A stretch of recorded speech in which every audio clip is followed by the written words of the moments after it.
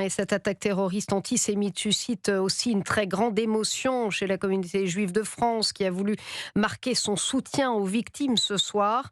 Un rassemblement devant l'ambassade australienne est en cours à Paris depuis une demi-heure. Antoine Bienvaux, vous êtes sur place pour Europe 1 avec, on l'imagine, beaucoup de tristesse dans la foule. Ah oui, à plus de 16 000 kilomètres de Sydney, l'émotion est aussi très vive ce soir devant l'ambassade d'Australie à Paris où une centaine de personnes, majoritairement de confession juive, est rassemblée depuis 18h30. Devant moi, une bougie, celle du premier jour de la fête d'Hanouka qui commence aujourd'hui, vient d'être allumée par les participants. Une forme d'hommage aux victimes auxquelles cette Parisienne de confession juive voulait absolument participer. C'est tellement choquant et difficile que c'est une évidence d'être là. La réaction n'est pas nouvelle, elle est tellement fréquente depuis longtemps et depuis 2023. Tristesse et colère mélangées. Une crainte pour nous et surtout pour nos enfants, bien sûr.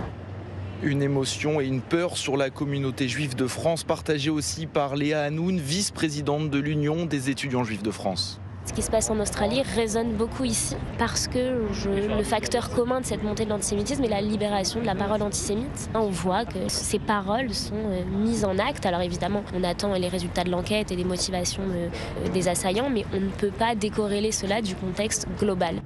Et c'est justement cet antisémitisme global et cette barbarie qui a frappé Sydney que dénoncent avec force ce soir toutes ces personnes qui sont encore réunies devant l'ambassade d'Australie.